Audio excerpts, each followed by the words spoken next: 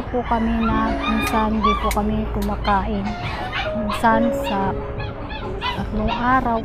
Pag wala kaming makain, natutulog na lang po kami. Minsan, diyan na lang po kami sa labas. Naglalakad lang po.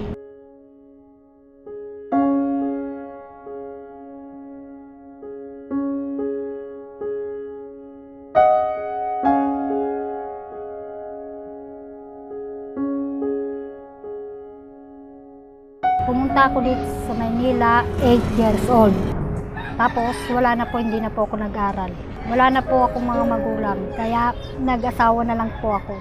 Nakilala ko si Basilio, okay naman po siya. Wala po siyang bisyo na mag-inom-inom po ng mga alak, tsaka po hindi po siya namumugbog sa akin.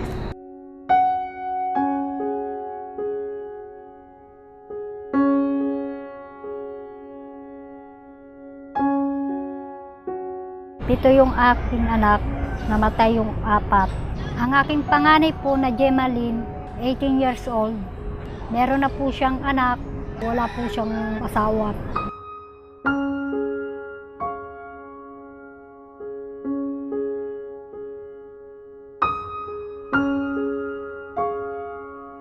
Grade 2 lang natapos ko.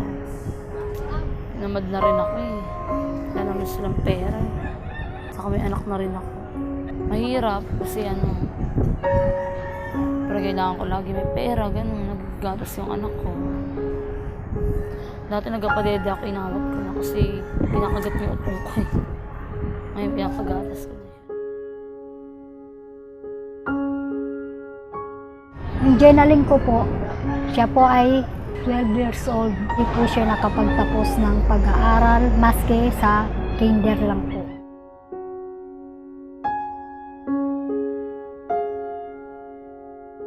Saan nagugutom pag walang kalakal si mama? Masakit ang aming tiyan. Pag gutom ako, natutulog ako tsaka umiiyak.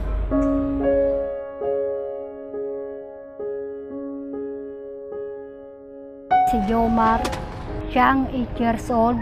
Pabalik-balik sa ospital. Hindi siya nakakapagsalita, hindi po siya nakakalakad, nakahiga lang siya parati.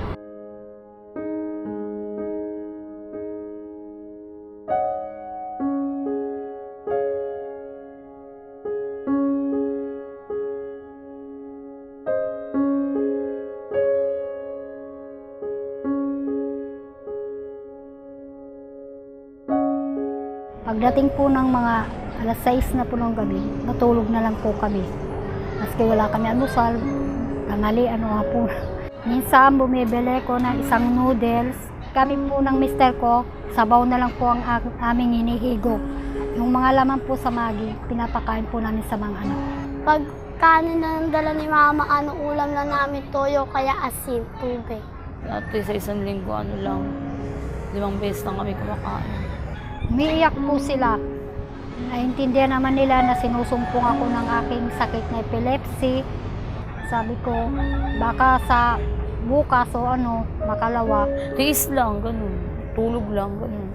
Minsan napapalo namin sila dahil pinipilit nila kung hinihingan ako ng pera pambili ng pagkain nila.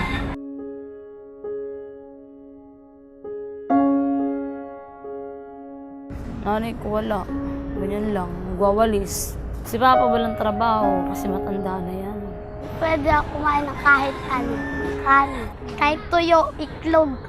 Pag umiyak yung aking anak, umiiyak din kami mag-asawa dahil wala kaming maibigay.